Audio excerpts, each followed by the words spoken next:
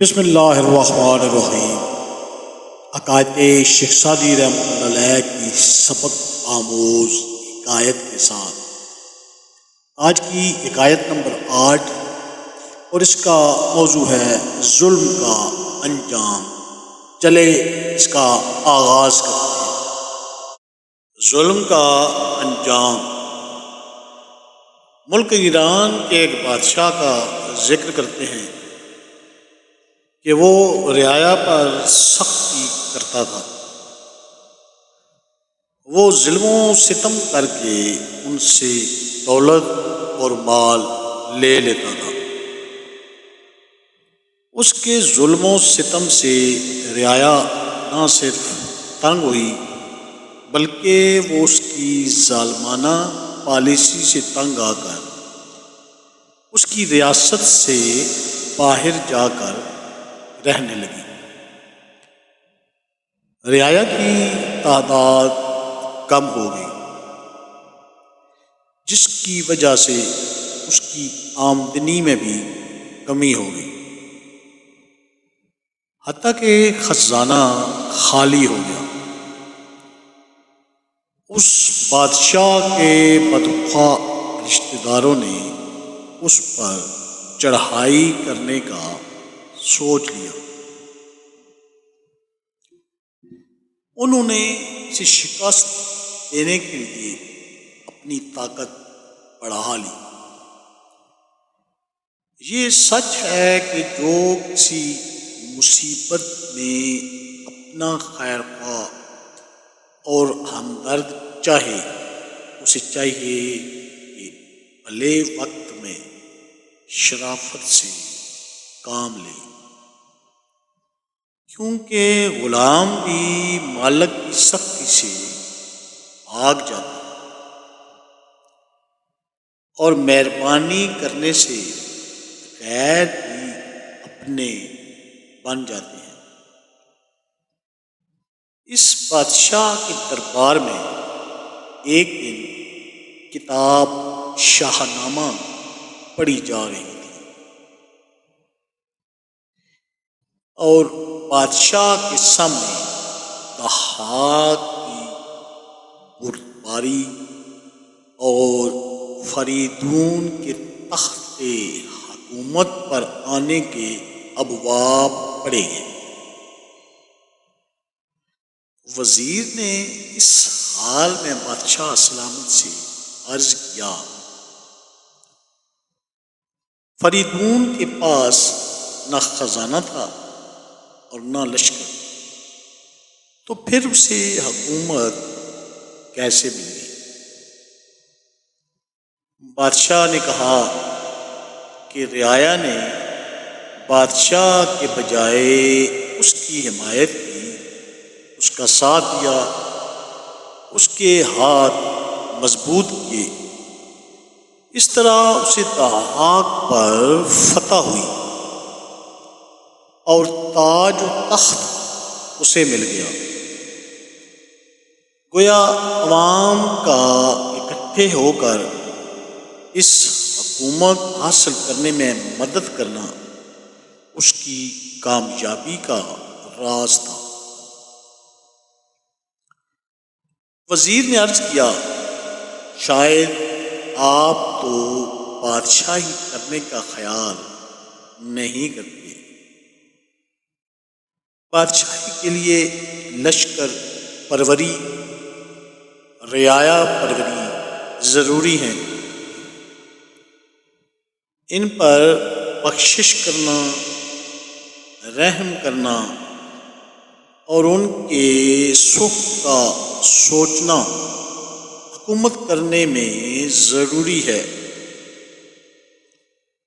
ظلم اور تعدی کرنا اپنی جڑ کاٹنے کے برابر ہے۔ یہ گفتگو بادشاہ کے دل کو ناگوار گزری۔ غصہ میں آ کر وزیر کو جیل بھیج دیا۔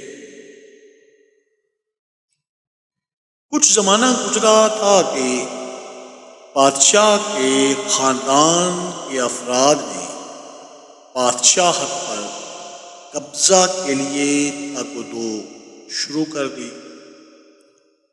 اور مقابلے کے لیے جم غفیر جمع کر دیا۔ بادشاہ کے ظلم سے تنگ آئی ہوئی قوم اور قبیلے ان کے ساتھ ہو گئے اور بادشاہ کے خلاف لڑے، حتیٰ کہ حکومت ظالم بادشاہ کے ہاتھوں سے نکل گئی اور دوسرے افراد خاندان تخت پر قابض ہو گئے اور لوگ بادشاہ کے ظلم سے تنگ آ کر بادشاہ کے خلاف طاقت کے حامی بن گئے، بلکہ اس کے دوست بھی ساتھ چھوڑ گئے۔ بادشاہی کے لیے رعایا کی خوشحالی، ان کے ساتھ انصاف اور ان کی خیر خواہی ضروری ہے۔ اس حکایت سے جو سبق حاصل ہوا اس کا نچوڑ یہ 9 پوائنٹ۔ نمبر 1، حکام کو یہ زیب نہیں دیتا کہ وہ رعایا کے جان و مال پر ہاتھ صاف کرے۔ نمبر 2، جب قسمت کا ستارہ بلند ہو تو کسی پر ظلم کرنا بہت بڑا گناہ اور جرم ہے۔ نمبر 3، اچھے حال میں ہوتے ہوئے دوسروں سے سرد مہری سے پیش آنا ان کے دل میں نفرت بڑھاتا ہے۔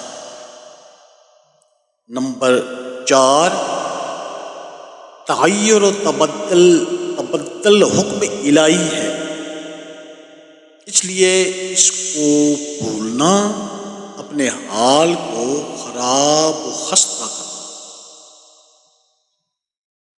نمبر 5، ہر حال میں زندگی میں اخلاقی اقدار کو پامال کرنے سے گریز کریں، ورنہ وقت انتقام لے گا۔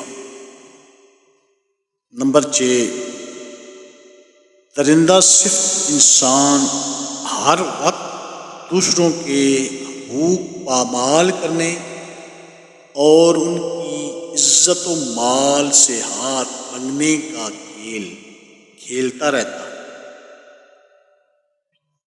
نمبر 7، جو اپنے سے کمزوروں پر ظلم و روا رکھتا ہے، وقت پڑنے پر اس کے سبھی خیر خواہ مخالف ہو جاتے۔ نمبر 8، یہ دستور ازل ہے کہ ذی شعور طبقہ اور انصاف پسند انسان اچھے کام اور اچھی حکومت کے لیے دست بدعا رہتے ہیں۔